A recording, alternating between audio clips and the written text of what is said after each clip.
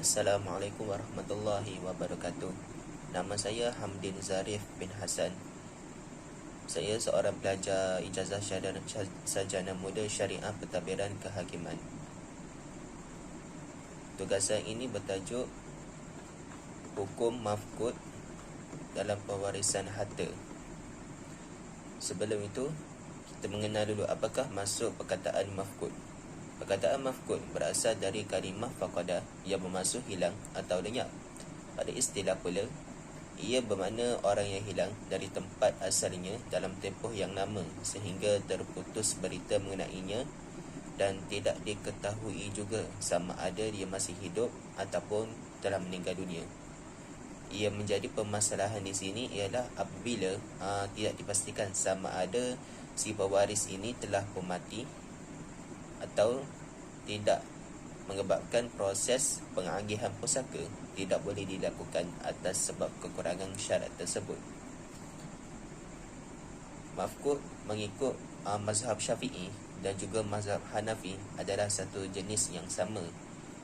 Tapi manakala di sisi mazhab Maliki, mafqud ini terbahagi kepada 4 jenis, iaitu orang yang hilang di negara Islam, orang yang hilang di negara kafir, atau orang yang hilang dalam peperangan orang Islam menentang kafir, dan orang yang hilang dalam peperangan orang Islam sesama Islam. Dan al-mafqud ini di sisi mazhab Hambali pula terpecah kepada 2 jenis. Yang pertama, orang yang terputus khabar beritanya di tempat yang pada zahirnya selamat. Yang kedua, orang yang terputus khabar beritanya di tempat yang pada zahirnya tidak selamat. Dalam tempoh mafqud ini, pada dasarnya orang yang hilang dan tiada khabar beritanya tidaklah dianggap terus mati, tetapi ia memerlukan kepada bukti dan melalui beberapa tempoh. Maka harta peninggalan orang yang hilang atau mafqud ini tidak boleh diagihkan sehinggalah ada bukti mengenai kematiannya yang telah pun melepasi tempoh yang mustahil baginya untuk hidup. Tapi perkara ini berdasarkan kepada sangkaan kuat oleh mahkamah, tetapi ia adalah beranggapan mati. Adapun sebelum dipastikan kematiannya, maka sebarang perbelanjaan dari hartanya adalah tidak sah. Hal ini kerana orang itu pada asalnya jika masih hidup, maka hartanya tidak boleh diwarisi kecuali telah yakin dan pasti akan kematiannya.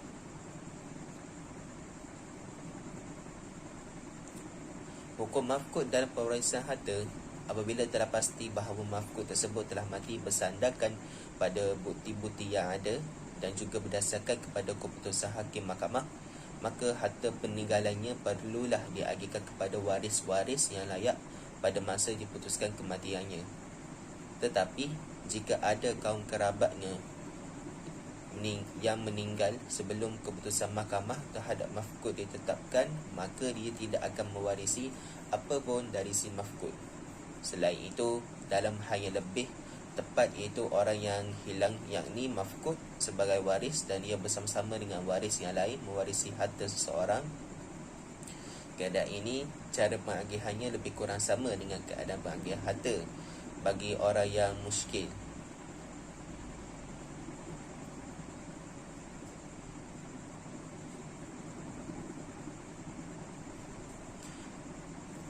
Para ulama ada meletakkan 3 cara mengenai pengagihan harta orang yang mafqud ini. Yang pertama adalah waris menerima seluruh bahagiannya tanpa terkesan dengan kehadiran si mafqud. Ini bermaknanya jika mafqud ada atau tiada, waris tersebut tetap mendapat bahagiannya yang sebenar.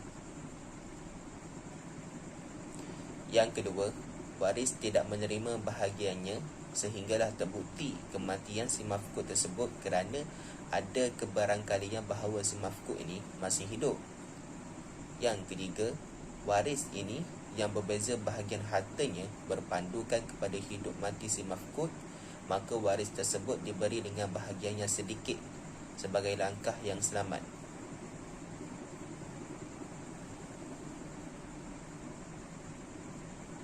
Hukum bagi kes mafqud ini yang kembali setelah diputuskan sebagai mati jika orang yang hilang ni muncul kembali setelah disabitkan sebagai mati oleh hakim dan harta peninggalannya pula telah diagihkan kepada waris-warisnya, maka dia mempunyai hak untuk menuntut semula kesemua harta yang telah diagihkan kepada kaum kerabatnya, sama ada dalam bentuk ain atau seumpamanya atau yang sama nilai dengannya. Ini kerana anggapan kematian yang dikuatkan oleh hakim setelah menunggu dalam tempoh tertentu adalah dalil zonni, kerana pada dasarnya tidak diketahui sama ada orang yang hilang itu masih hidup ataupun telah mati. Adapun keputusan hakim adalah secara zonni bahawa si mafkud itu telah mati, maka pengagihan harta sebelum ini dikira tidak sah kerana tiada hak pada waris terhadap harta tersebut selagi mana pewaris itu masih hidup.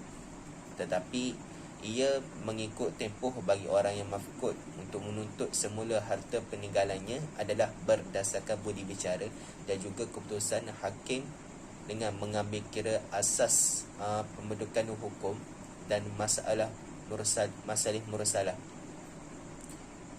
Walau bagaimanapun tidak ada kes yang telah dilaporkan berkaitan perkara ni di Mahkamah Syariah di Malaysia, sama ada bagi harta yang tidak dituntut oleh para waris, maka harta tersebut akan disalurkan ke Baitul Mal. Manakala harta mafkud berbentuk wang tunai yang tidak dituntut pula akan disalurkan ke akta wang yang tak dituntut.